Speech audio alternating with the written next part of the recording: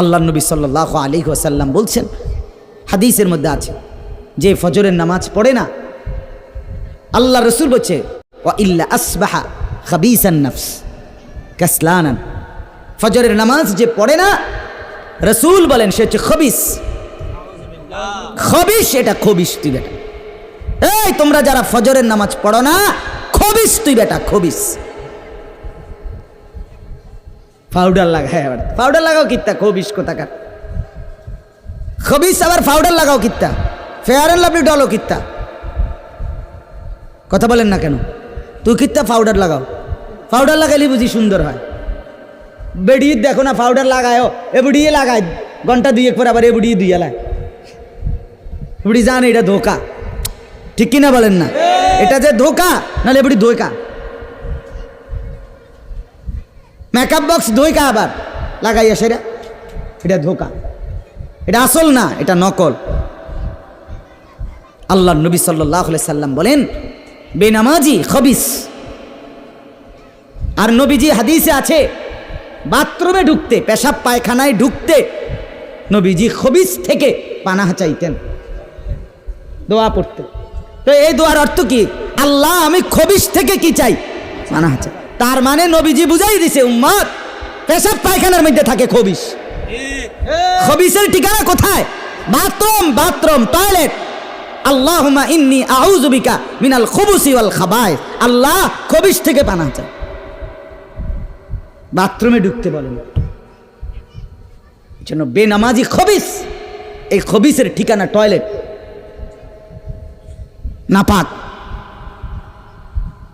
এটা নাপাক, এটা অপবিত্র, অপদার্থ, এটা অকর্মণ্য। এটা জিন্দেগির আর অর্থ কি? জীবন মানে খানা, জীবন মানে ঘুম, জীবন মানে লজ্জাস্থানের চাহিদা পূরণ, যৌন চাহিদা পূরণ, এই তিন জিনিস। তাহলে কুকুরের সাথে, বিড়ালের সাথে, গরু ছাগলের সাথে তফাৎ কি? ওই প্রাণীগুলোও তো খানা, ঘুম এবং যৌন চাহিদা পূরণ করে কিনা? কথা বলেন না কেন? কুকুরের ছাও আছে কিনা? তো কুকুর বিড়াল খায় কিনা? কুকুর বিড়াল ঘুমায় কিনা? তো তোমার সাথে তফাৎ কি? বেনামাজি বলে সেজদা নাই যার কপালে, আমনের লগে জানোয়ারের পার্থক্য কোথায়? আমনে খারাইয়া কনছে ভিডিও করুক, আমনে কোন? হ্যাঁ হ্যাঁ বলেন, এখন বলেন, আমরা শুনি, এনে 10 জনে বিচার করুক, পার্থক্য কোন? আপনার সাথে জানোয়ারের তফাৎ কি? ছেলেরা বলো বাবা, তোমরা যারা মাগরিবের নামাজ পড়ো নাই, হ্যাঁ, লজ্জা কোথায় তোমাদের? শরম কোথায়? এই বেহায়া, কোন লজ্জায় আল্লাহর জমিনে চোখ তুলে তাকাও? হ্যাঁ, নির্লজ্জ, ছি ছি ছি ছি। মুসলমান এত আত্মমর্যাদা বোধহীন হয় কিভাবে? মালিককে চেনে না, বানানেওয়ালাকে চেনে না, গোলামি বোঝে না, সেজদা দিতেও মন চায় না। মুসলমান এত পাষাণ হয় কেমনে? আরে তার মা কোথায়? তার বাবা কোথায়? আরে তুই কোন মার দুধ খাইছত রে? তোরে কি মা দুধ খাওয়ায় নাই? তুই কি বাবার হাতে বড় হও নাই? তুই কি মুসলমানের ঘরে জন্ম নেও নাই? হায় না ফরমান। মা বাপগুলোকে বললাম, কি ফুতেরে মা আমনে দুধ খাওয়াইলেন? এই অপদার্থ তো সেজদাও দেয় না। হ্যাঁ, এই বাপ, কার লাগে বিল্ডিং বানাইলেন? এই হাইওয়ান তো সেজদাও দেয় না। কার লাগে সোফা বানান? মাতবুরি দেহান, সাদওয়ানে বইয়া গপ মারেন, জিফুত লইয়া বালা আসি, কিতা বালা? এ ফাঙ্গাস আর তেলাপিয়া খান যে, এ কারণে বালা। হ্যাঁ, এ ফার্মের মুরকা আর কক মুরকা, দুন্দুল আর করলা, দন্যা তার কাঁচামরিচ, টমাটো আর এ শশা, এই তো খানা। আর কিতা কথা বলেন? আর কি ঘুরে গেলে তো ফাঙ্গাস তেলাপিয়ে। দুনিয়ার বেশি কি ভোগ করছি আমরা? খুব আশ্চর্য কিছু, অনেক কিছু দুনিয়া ভোগ করছি আমরা। এটুকু দুনিয়া ভোগ করছেন বলে এ ফান কদ্দুর খান, বিড়ি খান, চা খান, বন খান, টেলিভিশনে মানুষের বেডির নাচ চান। আমনের বেডি তো আর নাচে না, নাচে মানুষের বেডি। কথা বলেন না? এতটুকু দেখেই দুনিয়া ভোগ করছেন বলে খুশি হয়ে গেলেন, তৃপ্ত হয়ে গেলেন, মজা পেয়ে গেলেন। আহা, আফসুসের ব্যাপার। এত লম্বা আখেরাত কেমনে পার হবেন? এত লম্বা কবরের জিন্দিগি কেমনে পার হবেন বলেন তো? নূহ আলাইহিস সালামের জামানায় যারা মারা গেছে তারা আজ কত হাজার বছর কবরে পড়ে আছে। ইব্রাহিম আলাইহিস সালামের জামানায় যারা মারা গেছে তারা আজকে কতদিন কবরে পড়ে আছে। হ্যাঁ, আবু জেহেল আজকে কত বছর কবরে পড়ে আছে? 1450 বছর, আরো বেশি, 1450 বছর ধরে পড়ে আছে কবরে। এরপরে তো হাসরের মাঠ, এরপরে তো ফুলসেরাত, এরপরে তো জাহান্নাম, আর তো রইছে। তাহলে দুনিয়ায় থাকলি কতদিন, কবরে পড়ে রইলি কতদিন? আপনি বলেন। আবু জেহেল দুনিয়াতে ছিল 800 বছর, কথা কন না? আবু লাহাব দুনিয়াতে জীবিত ছিল 900 বছর, তো কবরে আছে কত বছর? তো বাঁচছে কয় বছর? নাহলে 60 বছর, নাহলে 70 বছর, ঠিক কিনা বলেন? তাহলে দুনিয়ায় ছিলি কতদিন, কবরে আসত কতদিন? আচ্ছা, এই কথাই এখনই মনে হইল? হ্যাঁ, এরপরে তো সামনেরটি রয়েছেই মিয়া, এখনো তো কিয়ামত আসে নাই, এখনো তো ইসরাফিল ফু দেয় নাই। একবার ফু দিবে, সব কবরে যাবে, আবার ফু দিবে, হাসরের মাঠ কায়েম হবে। আবার হাসরের মাঠের একদিন, খোদার কসম এই কোরআনে আল্লাহ বলছে, হাসরের ময়দানের এখন একদিন, প্রতি একটা দিন কয় ঘন্টা? হাসরের একদিন আল্লাহ বলছে 50,000 বছর, 50 আলফা সানা, 50,000 বছর। হাসরের ময়দানের পুরা সময় না, একদিন, একদিন। পুরা হাসরের মাঠ কতদিন সেটা আল্লাহই জানে। প্রিয় বন্ধু আমার, নষ্ট হয়েন না। ছেলেরা আমার, বাপ বরবাদ হয়েও না। মনে করো কেউ বলে নাই, তবুও নষ্ট করো না নিজেরে। বাবা বলে নাই, মা বলে নাই, সর্দারে বলে নাই, মাতবরে বলে নাই, গ্রামের মুরব্বীরা বলে নাই, কেউ তোমারে কিছু বলে নাই, তবুও তুমি নিজেরে নষ্ট করে দিও না। হযরত ইব্রাহিম আলাইহিস সালাম পুরা কওম, আপন মা, আপন বাপ, সবাই মূর্তি পূজক, কেউ তো ওনাকে ইমানের দাওয়াত দেয় নাই, তবুও সেই ছোট্টবেলার থেকে তিনি ওইখানে থেকেই উনি খুঁজে নিছেন আল্লাহকে। কাকে খুঁজে নিছেন? আল্লাহকে খুঁজে নিছেন, আল্লাহকে তালাশ করে নিছেন। কওমের লোকেরা বলছে যে তারকা এটা রব। বলছে আচ্ছা ঠিক আছে, দেখি তো। কিছুক্ষণ পরে তারকা ডুবে গেছে। বলছে কই রব আবার ডুবে কেমনে? পরের দিন এলাকার লোকরা বলছে চাঁদ, এটাই আমগো রব। বলছে আচ্ছা ঠিক আছে, মানে নিলাম, দেখি তো। ভোর হতে হতে দেখে চাঁদ নাই। কি ও রব যদি জায়গা, তো আমি বন্দা রইলাম, রব কো? বুঝেন নাই কথা? এরপরে বলছে সূর্য, এটা বড় সড়ো মোড়া তাজা, এটাই রব। হ্যাঁ, ইব্রাহিম আলাইহিস সালাম বলছে আচ্ছা দেখি তো। সন্ধ্যা হয়েছে আর সূর্য ডুবে গেছে। তো ইব্রাহিম আলাইহিস সালাম বলছে হায় আমার কওম, কি কও এডি তোমরা? তোমার মাথা ঠিক আছে নি? রব কেমনে এর মোড়ে নামে? রব এমন হয় কেন? বানানেওয়ালা এত দুর্বল হবে কেন? তখন তিনি বলছে ইন্নী ওয়াজ্জাহতু ওয়াজহিয়া লিল্লাযী ফাতারাস সামাওয়াতি ওয়াল আরদা হানিফা ওয়া মা আনা মিনাল মুশরিকিন। যে না কওম শোনো, আমি তোমাদের বানানো কোনো দিকে ফিরব না, আমি ফিরছি আমার চেহারা, আমার জিন্দিগি ফিরাইয়া দিলাম ওই সত্তার দিকে যিনি 7 আসমান ও জমিন পুরাটা বানাইছি। হানিফান, একনিষ্ঠভাবে আমি শুধু তার দিকে ফিরলাম। ওমা আনা মিনাল মুশরিকিন, আমি মুশরিকদের অন্তর্ভুক্ত নই, আমি আল্লাহকে ছাড়া কাউকে মানি না। হ্যাঁ, হযরত ইব্রাহিম আলাইহিস সালামের বাবা বলছে পুত, তোরে আমি তেজ্য পুত্র করে বাড়ি ছাড়া করে দেব। হযরত ইব্রাহিম আলাইহিস সালাম বলছে আতাজিলুকুম ওমা তাদউনা মিন দুনিল্লাহ। আব্বা আমি আপনারে ছেড়ে দিলাম, আপনি আমার কিতে ছাড়বেন? আপনি বাইর জায়গা দিতেন না, কিতে আমি আইলাম না আপনি বাইর। আমার ইমান দরকার, আমার আখেরাত দরকার। আমি বহন দিয়ে কিতে করব? আমি সোফা দিয়ে করবো কি? আমি বিল্ডিং দিয়ে করবো কি? যার বাপে বিল্ডিং করে দিছে না, হাতে বেড়া পরে আর বিল্ডিং করতে আসছে না। মা কথা কয় না, বোঝেন নাই আমার কথাটা? যার বাপে জমি কিনা দিতে আসছে না, এবার পরে এবার ফুতে আর কোনোদিন জমি কিনতে আসছে না, তো তো কি আপনি যে একবার উল্টাইয়া গেছেন। হ্যাঁ, আরে ভূত, আমি যদি কদ্দুর কিছু করে দিয়ে যাইতাম না পারি, আমি মরলে তারা খাইব কেমনে? না, তারা চিরা খাইব। আর পরে আমনে 2 বস্তা চিরা কিনে দিয়ে যাই, আমনে মরলে আর কেউ দুনিয়াত কাম করতো না, আমনে একটা কামিলা মূর্তি আছেন শেষ। এটা ধোকার কথা না, বলেন না কেন? তো হযরত ইব্রাহিম আলাইহিস সালাম বলছে, আব্বা আপনাকে ছেড়ে দিলাম। ওমা তাদউনা মিন দুনিল্লাহ, আল্লাহকে বাদ দিয়ে যে আপনি যাকে ডাকেন, সেই মূর্তি, আল্লাহকে বাদ দিয়ে যেগুলোকে আপনি ডাকেন, বাপ আমি এগুলোকেও ছেড়ে দিলাম। এবার ইব্রাহিম নবী বললেন, ও আদউ রব্বি, আমি শুধু কেবল আমার রব আল্লাহকে ডাক দিলাম। গোটা দুনিয়া ছেড়ে দিলাম বাপ, সংসারও ছেড়ে দিলাম বাপ, আপনি মা বাবার মায়াও ছেড়ে দিলাম, আমি শুধু আমার আল্লাহকেই ডাকলাম। আসা আল্লাহ আকুনা বিদুআই রাব্বি শাকিয়া। এবার ইব্রাহিম নবী বলেন, আব্বা আমি বিশ্বাস করি আমার ওই এক আল্লাহকে ডেকে কেউ কোনোদিন বঞ্চিত হয় না। মাখলুককে ডেকে হেরে যায়, নেতা ভুলে যায়, কর্মীও ভুলে যায়, মা বাপও অনেক সময় রাগ করে, মা বাপ অনেক সময় ভুলে যায়, সন্তানও মা বাপকে ভুলে যায়, সবখানে হইতে পারে এমন, কিন্তু আমার আল্লাহকে ডেকে কেউ এমন হয় না যে বঞ্চিত হয়।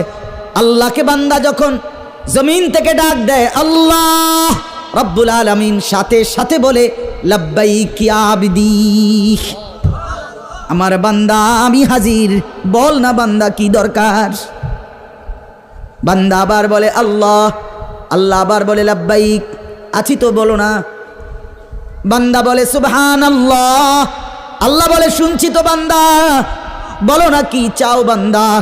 বান্দা আবার বলে আলহামদুলিল্লাহ, আল্লাহ বলে বলো না কি চাচ্ছ বলো।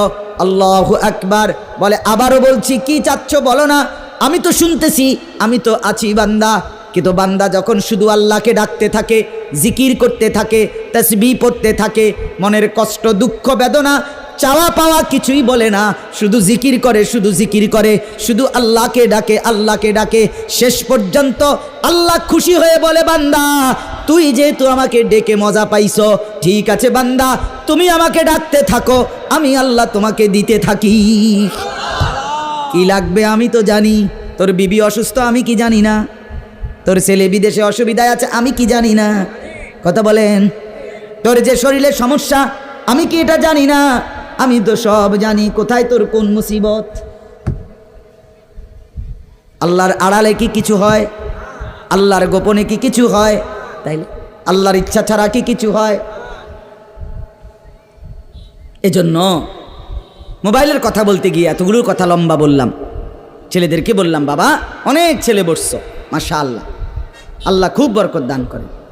আজকে মুসলমানের যুবক তোমাদের ফেরার অপেক্ষা ইসলাম।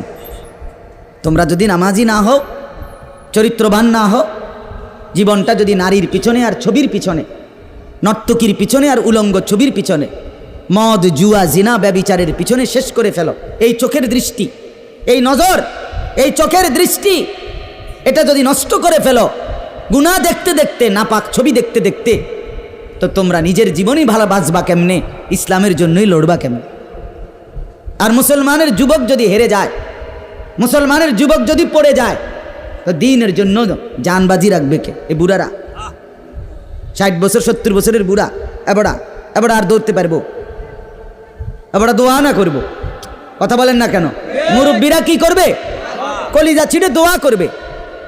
অতএব আমি আপনাদের কাছে এতক্ষণের কথার মূল একটা উদ্দেশ্য, আমি 2টা আয়াত পড়ছি, এই আয়াতের আঙ্গিকে কথাটা বলার জন্য বলছি। আজকে আমরা গুনার মধ্যে সবচেয়ে বেশি, বহুভাবেই আমাদের মধ্যে গুনাহ আছে, বাকি এই নজরের গুনাহ আমাদের সবচেয়ে বেশি। কিসের গুনাহ বলেন না? নজরের গুনাহ। আমাদের চোখ নিয়ন্ত্রণ হারা, বাঁধন হারা। আমাদের যুব সমাজ, ছেলে মেয়ে, তাদের পুরাটা চোখ তারা মোবাইলকে দিয়ে দিছে। ওই যে আগে যে শুনছি যে স্বেচ্ছায় চক্ষুদান করতো, কথা বুঝছেন না কথা? হ্যাঁ, মরণোত্তর চক্ষুদান। এই মরণোত্তর চক্ষুদান না, জীবিত চক্ষুদান। ওই দেখেন, ওই দেন, ওই দেখেন ইয়া দেখো ওই মোবাইল কার হাত, হাতে সাইজ হলো ট্যাবলেট সাইজ, তার থেকে তার মোবাইল বড়। যেই অপদার্থ তার হাতেই মোবাইল দিছে ওই সবচেয়ে বড় অপদার্থ, ওইটা একেবারেই অপদার্থ। সে যদি ভাই হয় তো ভাই অপদার্থ, বাপ যদি হয় ওইটা অপদার্থ বাপ। এই সন্তান নষ্ট করার সবচেয়ে বড় দায়ী আপন গার্জিয়ান। মা বেডি 2 বছরের বাচ্চাটারে বড় মোবাইলটা দিয়ে দিছে, তুই টিপ এটা, তুই তাবু ডিস্টার্ব করিস না, আমি সাইজ দিয়ে আছি ড্রেসিং টেবিলে, এবুডি পাউডার ডলে হেতে মোবাইল টিপ। কথা বুঝেন নাই? ও বেডি হিন্দি সিরিয়াল দেখে টেলিভিশনে, হ্যাঁ হিন্দি সিরিয়াল দেখে, ইন্ডিয়ান সিরিয়াল দেখে, কি দেখে মনোযোগ দিয়ে দেখে।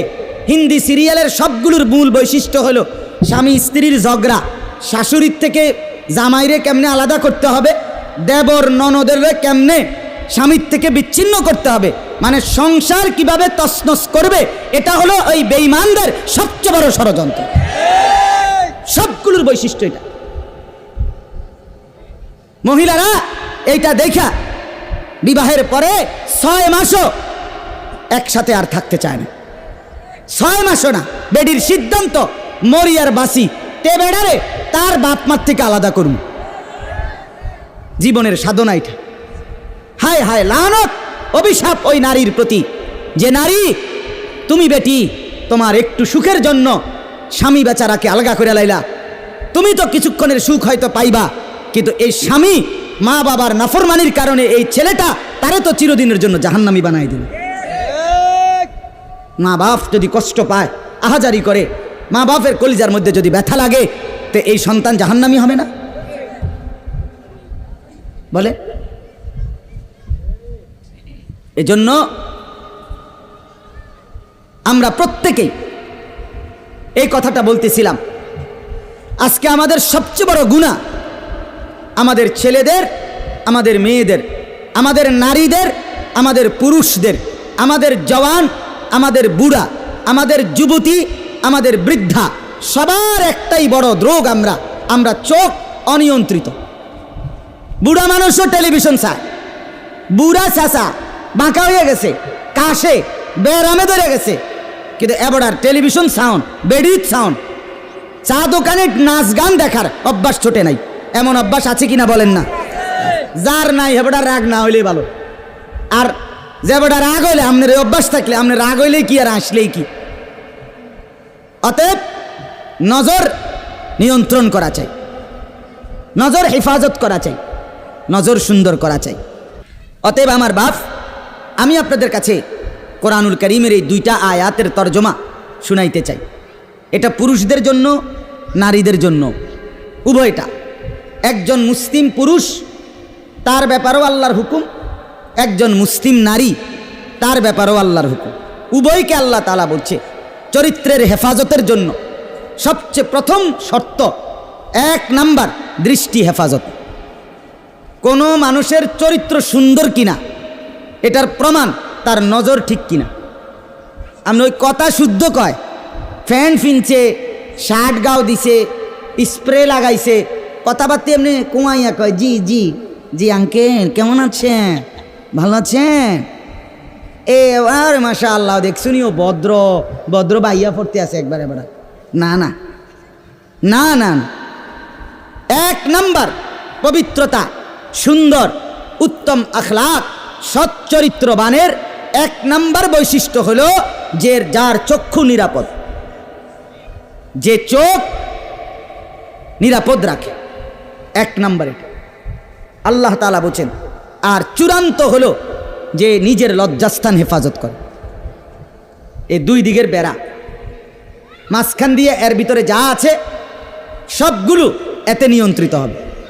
যে নিজের চোখকে হেফাজত করে, নামাইয়া রাখে, ভিন নারী, হ্যাঁ, যেই দৃশ্য দেখা, যেই ছবি, যেই নাচ গান, অশ্লীল দৃশ্য, হ্যাঁ, উলঙ্গ ছবি, বেপর্দা নারী, ভিন নারী, যাকে দেখার আমার কাছে অনুমতি নাই, আল্লাহ অনুমতি দেন নাই, তার থেকে নজর যে নামিয়ে রাখে এবং নিজের লজ্জাস্থান যে হেফাজত করে, আল্লাহ কোরআনে বলছে যালিকা আজকা লাহুম, এটাই হচ্ছে সর্বশ্রেষ্ঠ পবিত্রতা। এটাই হলো সর্বশ্রেষ্ঠ, কি বলেন না, পবিত্র, সেই বড় পবিত্র। এবার এই শুদ্ধ কথা কোক আর সিটেঙ্গা কথা কোক, কথা নোয়াখাইল্লা হোক আর সিলিটটা হোক, এটা দেখার বিষয় না। দেখার বিষয় হলো তার নজর দৃষ্টি এটা নিচের দিকে কিনা, আর লজ্জাস্থান হেফাজত কিনা। এই দেখেন আল্লাহ কি বলে শোনেন। 18 নম্বর পারা 24 নম্বর সূরা, সূরায়ে নূর, এই সূরার 30 নম্বর আয়াত। আল্লাহ তাআলা বলেন, কুল, হে নবী আপনি বলুন, লিল মুমিনিন, সমস্ত মুমিন পুরুষদেরকে, মানে এই হুকুম কার্যকর শুরু হবে যেই ছেলেটা সাবালক হইছে, যেই মেয়েটা সাবালক হইছে, ওই দিন থেকে 100 কার্যকর। কোন ছেলের উপরে যেদিন গোসল ফরজ হয়েছে, প্রথম যেদিন তার বীর্যপাত হয়েছে, সেদিন থেকেই সে সাবালক, প্রাপ্তবয়স্ক, সেদিন থেকেই সে যুবক, সেদিন থেকে ইসলাম মানা পুরাটা 100 তার উপরে ফরজে আইন। ওই দিন থেকে তার 1 মিনিট 1 সেকেন্ড হিসাবের বাহিরে হবে না। প্রতি সেকেন্ড নিঃশ্বাসের জন্য তাকে মৃত্যু পর্যন্ত, মানে বালেগ হওয়ার দিন থেকে মৃত্যু পর্যন্ত যে হায়াত পাইছে যেদ্দুর, আল্লাহর কাছে হিসাব দিতে হবে তদ্দুর। রাতের হিসাব, দিনের হিসাব, হাঁটলে বসলে উঠলে খাইলে ঘুমাইলে, এমনকি নিঃশ্বাসের হিসাবও খোদার কসম আল্লাহর কাছে দিতে হবে। কোনো মেয়ে যেদিন তার প্রথম মাসিক শুরু হয়েছে 13-14 বছর বয়সে, সেদিন থেকে সে প্রাপ্তবয়স্কা, সাবালিকা, সে যুবতী। অতএব সেদিন থেকে মৃত্যু পর্যন্ত তার হায়াত যতদিন পাইছে, একদিনের ভালো মন্দ, জায়েজ না জায়েজ, হালাল হারাম, বৈধ অবৈধ, সব কিছুর হিসাব সে আল্লাহর কাছে দিতে হবে। কথা বুঝলেন কিনা আপনি? হ্যাঁ, এটা জরুরি, এটা জরুরি। স্বামীর কারণে, শ্বশুরের কারণে, স্ত্রী মহিলা বলেন আমার স্বামী বাধ্য করছে দেবরের সাথে দেখা করা, স্বামী বাধ্য করছে ভাসুরের লগে দেখা করতে, খোদার কসম স্বামী যদি আসমান ভাঙ্গাও মাথাত ফালায়, তারপরও স্ত্রীর জন্য এই কথা মান্য করা স্বামীর হারাম।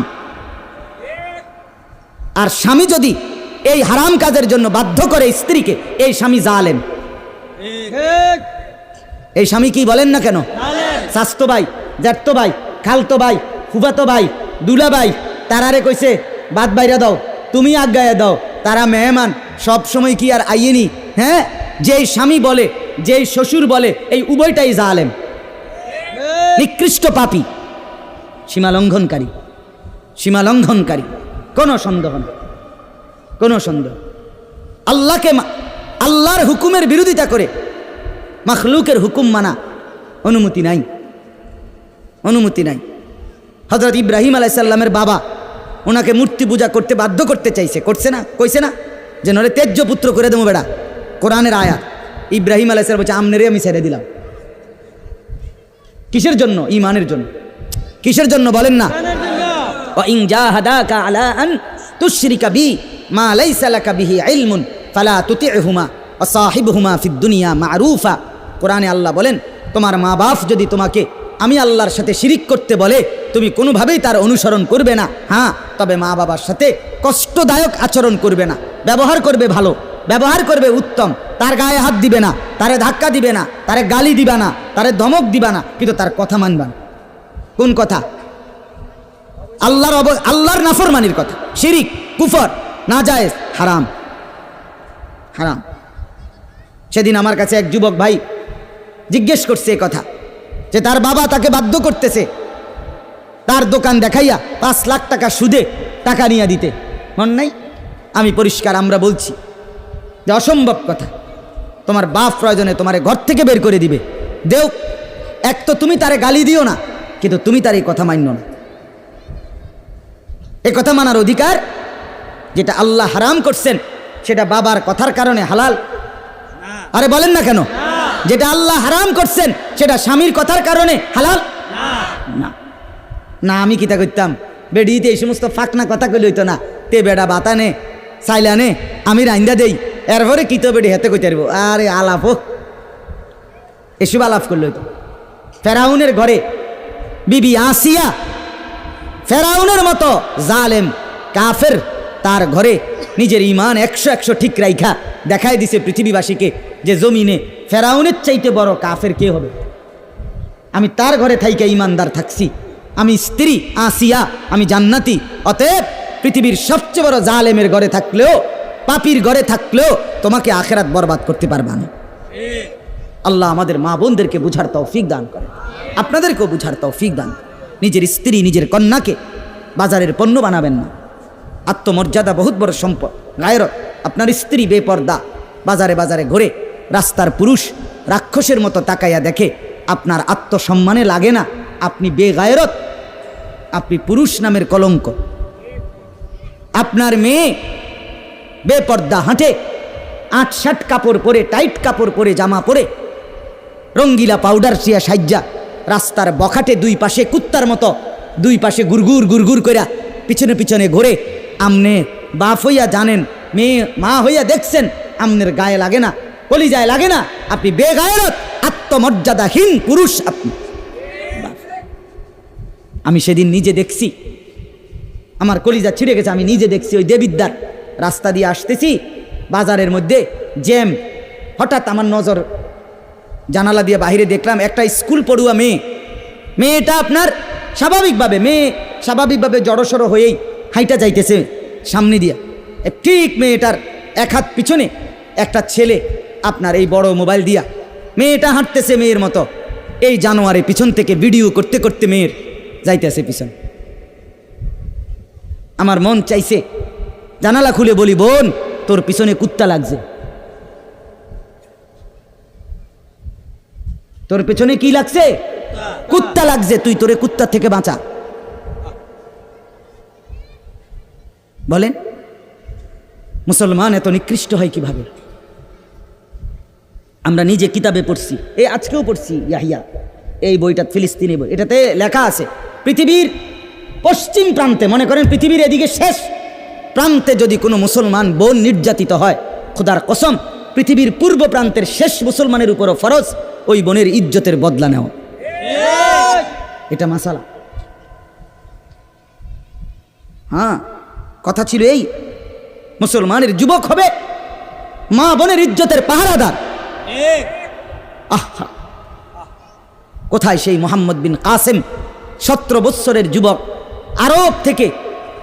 আরব জাহান থেকে আসছে ভারতে, সিন্ধু প্রদেশে দেবল রাজার এলাকায় একজন বোনকে একজন ডাকাত, জলদস্যু, একজন পানির ডাকাত জলদস্যু তৎকালীন জামানায় একজন মুসলিম বোনের গায়ের ওড়না ধরে টান দিছিল।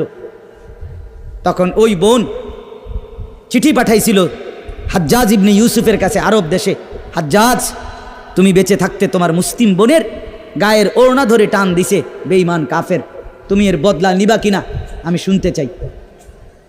হাজ্জাজ ইবনে ইউসুফ, আমরা কিতাবে পড়ছি, এরকম চেয়ার ছেড়ে লাফ দিয়া দাঁড়াইয়া চিৎকার দিয়া বলছে, বোন আমার, গোটা আরবের সমস্ত মুসলমান যুবক প্রয়োজনে জান দিবে, আরবের সমস্ত যুবকের কলিজা যাবে, জান দেবে, শাহাদাত বরণ করবে প্রয়োজনে, তবু আমি তোমার এই বেইজ্জতির বদলা নেব। 3 বার সেনাবাহিনী পাঠাইছে সে, 3 বার। প্রথম 2 বার পরাজিত হয়েছে মুসলিম বাহিনী, তৃতীয়বারে নিজের একমাত্র মেয়ের জামাই মোহাম্মদ ইবনে কাসেম রাহমাতুল্লাহ আলাই, এই ওনারে দিয়া এরপরে এই সিন্ধু দেবল রাজাকে পরাজিত করে ওই বোনকে জেলখানা থেকে উদ্ধার করছে এবং এই হিন্দু রাজার এলাকায় কালেমার পতাকা উড়াইয়া দিছে।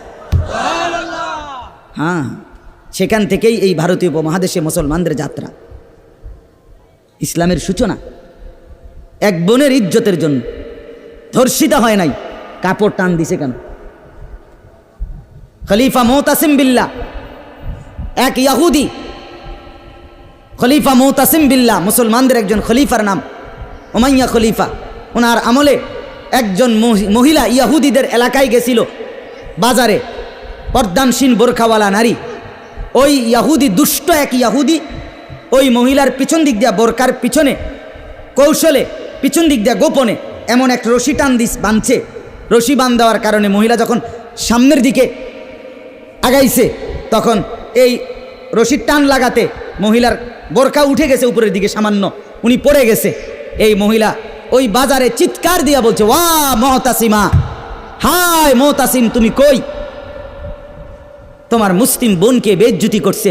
সাথে সাথে খলিফা মুতাসিম বিল্লাহ পুরা বাহিনী নিয়ে আইসা ওই ইহুদি অঞ্চল পুরা জ্বালায় ফেলছে। কথা ছিল এই, বা কথা ছিল এই, রক্ত আর আমাদের গায়রত আর আমাদের হারিয়ে ফেলেছি। পরের মেয়ে দেখতে দেখতে, পরের নারী দেখতে দেখতে, টেলিভিশন দেখতে দেখতে নিজের বিবি বাচ্চারও লাগাই দিছেন। নিজের ঘরে টেলিভিশন চাইতো, নিজেও বইয়া বইয়া চা দোয়ানে বেড়ি চান, টেলিভিশন চান, ফুতেও সারা রাত সারাদিন সমবয়সী ফুলানের লগে হাইটটা মোবাইলে ছবি চায়। তো সমাজ গড়বে কে? পরিবার নিরাপদ থাকবে কেমনে? কথা বলেন না কেন? বুড়ারাও চা দোয়ানে, বেড়ি তো ঘরের টেলিভিশনে, ফুলাফাইনে মোবাইলের আড্ডায়, তো মানুষ চরিত্রবান হবে কিভাবে? কমপক্ষে মুরব্বিগত লজ্জাবোধ থাকা উচিত। আমার এটা মাথাতে ধরে না, মানে দাড়িওয়ালা 60 বছরের বুড়া বেড়া কেমনে বেড়ি চায় সাদওয়ানে বই? আমার একারে বহুদিন ভাই, আমি এটা অনেক দিন চিন্তা করে চাইছি, মানে এটার কারণটা কি? আরে এরকম বুড়া বেড়া কি লেগে বেড়ি চাইবে? আমনের কি জীবনটা আজ এতটা বছর পরেও এখনো আমনের আখেরাতের কথা মনে পড়ে নাই? আরে কি ডাকাইতো আমনে মরতেন না? আয় হায় হায় আল্লাহ, একটা সমাজের মধ্যে কিছু মানুষ তো থাকা উচিত। আরে বলেন না, 2, 4, 10, 50 জন মানুষ তো একটা সমাজে থাকা উচিত, যারা সবাইকে চরিত্রের কথা, আখলাকের কথা, নামাজের কথা, আল্লাহর কথা, পরকালের কথা বলবে। এটা কি উচিত না? কথা বলেন, উচিত না? কিছু মানুষ উচিত না। কই মানুষগুলো কই? বলেন না চাচা, ওই মানুষগুলো কই? চেয়ারম্যান ভাই বলেন, কই মানুষগুলো কই? আচ্ছা চেয়ারম্যান আপনি কোন ভাই? আমি তো এতক্ষণ খেয়াল করি নাই। আরিফ ভাই আমাদেরও খুব কলিজার টুকরা, মহব্বতের আমার। তো আমনে বলেন, একজন চেয়ারম্যানকে বলতে বলেন মাইক দিয়ে, এখন 1 সপ্তাহ 1 মাসে এই নারী গঠিত কেলেঙ্কারির কি পরিমাণ বিচার তারা করতে হবে?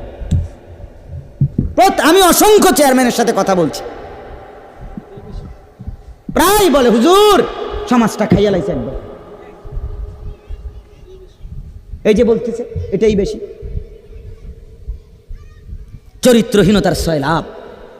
আহা আহারে নারী, বেচারা স্বামী 16 বছর বিদেশ করছে, হায় রে কলজা ফাটা তার কষ্ট। কি পরিমাণ রোদ্রে টাকা রোজগার করছে, কয়টা টাকা। আমি তো সৌদি আরবে যে কয়বার আল্লাহ নেওয়ার তৌফিক দিছে, হজ উমরায় গেছি, অন্য কোনো কারণে না, প্রতিবারই দেখছি বাফ আহারে প্রবাসীদের কষ্ট কাকে বলে। প্রখর রোদ। এই শুধু তর্জমাটা শোনেন, 5 মিনিটে শেষ হয়ে যাবে তর্জমা। আল্লাহ তাআলা বলেন, কুল্লিল মুমিনিনা, হে নবী আপনি মুমিন পুরুষদেরকে বলেন। তাহলে পুরুষ বলতে কি বুঝাইছি বুঝছেন তো এটা নাকি? যেদিন থেকে সাবালক, আর মহিলা যেদিন থেকে তার মাসিক শুরু হয় প্রথম, সেদিন থেকে নারী। আল্লাহ বলেন, হে নবী প্রত্যেক পুরুষকে বলেন, ইয়াগুদ্দু মিন আবসারিহিম ওয়া ইয়াহফাজু ফুরুজাহুম, তারা যেন বাধ্যতামূলক 2টা কাজ করে। 1, ইয়াগুদ্দু মিন আবসারিহিম, তারা যেন তাদের চোখ নিচের দিকে নামায় ভিন নারী থেকে, নাজায়েজ দৃশ্য থেকে, যে জিনিস দেখার অনুমতি নাই, যেই ছবি দেখার অনুমতি নাই, যেই নারীকে দেখার অনুমতি নাই, তার থেকে যেন তারা চোখ নামায়। ওয়া ইয়াহফাজু ফুরুজাহুম, এবং প্রত্যেকটা মুমিন যেন নিজের লজ্জাস্থানকে হেফাজত করে। নিজের লজ্জাস্থান হালালভাবে অনুমোদিত ছাড়া, স্বামী স্ত্রীর পবিত্রতা ছাড়া অন্য কোনো ক্ষেত্রে নিজের লজ্জাস্থানকে হারামভাবে যেন ব্যবহার না করে। নিজের হাত দ্বারা কোনো অবৈধ কাজ যেন না করে, নিজে পুরুষ যেন কোনো অবৈধ নাচ না করে, বিন নারীর সাথে যেন নিজের লজ্জাস্থানের জিনা ব্যভিচার, যেন অসভ্যতা অশ্লীলতা এমনটা যেন না করে। আল্লাহ বলেন, দালিকা আজকা লাহুম, কি হবে এতে? আল্লাহ বলে এটাই হবে সর্বশ্রেষ্ঠ পবিত্রতা। এটাই কি বলেন না? সর্বশ্রেষ্ঠ পবিত্রতা। ইন্নাল্লাহা খাবীরুম বিমা ইয়াসনাউন, আল্লাহ বলে যত কৌশলে, যত ফন্দিতে, যত বুদ্ধিতে, যত সিক্রেটে, যত গোপনে তোমরা যে যাই করো, আমি আল্লাহ 100 খবর রাখি। আমার কাছে গোপন কিছু গোপন নাই। অন্তরের হালাত, বাহিরের হালাত, কক্সবাজারের দৃশ্য আর বাড়ির দৃশ্য, রাত গভীরের দৃশ্য, দিনের আলোর দৃশ্য, গোপন জায়গায়, হোটেলে, রেস্তোরাঁয়, অথবা পার্কে, বিনোদন কেন্দ্রে, অথবা মোটরসাইকেলে আরেক বেটার মেয়ে আরেক দিকে নিলাগা, যাই নাও, যেখানেই নাও, যত গোপন জায়গায়, মা দেখে নাই, বাবা দেখে নাই, গ্রামবাসী শুনে নাই, কেউ জানে নাই, কিন্তু আল্লাহ বলে বান্দা আমার খবর আছে, আমার থেকে আড়াল করতে পারবে না। অতএব চোখের হেফাজত, চোখের হেফাজত। বুড়া মানুষ আপনাদেরকে মৃত্যু পর্যন্ত, 90 বছরের বুড়া, আমার বুড়া হয়ে গেছি, বয়স হয়ে গেছে না, মানুষের শরীর আড্ডি মাড্ডি বয়স হয়, শাহওয়াত, শাহওয়াত যেটাকে বলে কামনা বাসনা, এটা কখনোই বুড়ো হয় না, বুড়ো হয় না। হ্যাঁ হ্যাঁ, সোজা কথা, আমি খোলামেলা বললাম, শাহওয়াত কি হয় না, বুড়ো হয় না। এজন্য বালেগ থেকে বৃদ্ধ পর্যন্ত সবাই এই হুকুম।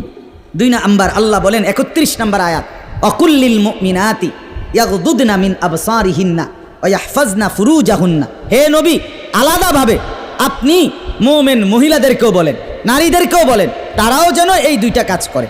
কি? চোখ নামিয়ে রাখে, চোখ নামিয়ে রাখে। কোনো নারী যেন রাস্তার পুরুষ, ভিন পুরুষ, যাদেরকে দেখার অনুমতি নাই, এই যে দেবর, এই যে ভাসুর, চাচাতো ভাই, মামাতো ভাই, ফুফাতো ভাই, খালাতো ভাই, দুলা ভাই, এরকম মানুষগুলো যাদেরকে দেখার অনুমতি নাই, রাস্তার পুরুষ যাদেরকে দেখার, চোখ ফেলার অনুমতি নাই, তাদের থেকে যেন চোখ নামিয়ে রাখে। ওয়া ইয়াহফাজনা ফুরুজাহুন্না। আল্লাহ বলে প্রত্যেক নারীকে বলেন, হে নবী, তারাও যেন তাদের লজ্জাস্থানের হেফাজত করে। এক নারীর সতীত্ব, তার ইজ্জত, তার সম্ভ্রম, এটাই তার জীবনের সবচেয়ে বড় সম্পদ। যে নারী সতীত্ব হারা, যে মেয়ে ইজ্জত হারা, তার জীবনে আর 2 পয়সার কোনো মূল্য নাই। জন্তু জানোয়ারের কোনো মূল্য থাকতে পারে, কিন্তু এই বেহায়া, বেশরম, লজ্জা হারা, ইজ্জত হারা, যেটা যদি কেউ ধর্ষিতা হয় নাই, কিন্তু পর পুরুষের সাথে অবৈধ সম্পর্ক করে, হারাম প্রেম করে, ভিন পুরুষের সাথে নিজের ইজ্জত নষ্ট করেছে, নিজের চরিত্র নষ্ট করেছে, খোদার কসম তার 2 পয়সার কোনো মূল্য এই সমাজে, দুনিয়াতে, আখেরাতে কোথাও নাই। সে ঘৃণিত, সে লাঞ্ছিতা নারী, এটার আর কোনো মূল্য নাই। এই জন্য বিবাহ বহির্ভূত প্রেম করার পরে, বিবাহ করার পর এই বিবাহ আর টেকে না। আমার কাছে বলি, হুজুর কি গভীর সম্পর্ক ছিল, এখন বিয়ে করলাম, 8 মাস না যাইতেই সংসারটা জাহান্নামের টুকরা হয়ে গেছে। আমি বললাম মূল কারণ হইল, বিয়ার আগে আমনো হেবুডির কোনো দোষ ধরেন নাই, হেবুডিও আমনের কোনো দোষ ধরেন নাই, শুধুই কেবল ভালোই বাসছেন, কিচ্ছু আর কোনো ত্রুটি দেখেন নাই। তুমি না খুব ভালো, ও না এত ভালো, এটি তো ছিল আগে, যে সময় আপনি ভালো ভালো খাওয়াইছেন, চটপুটি, নুডলস, তারপরে বিভিন্ন বার্গার, এই সময় তো আরামে কথা কইছে। এখন যখন বিবাহ হয়ে গেছে, সংসার শুরু হয়েছে, এখন নুনের মধ্যেও দোষ, চিনির মধ্যেও দোষ।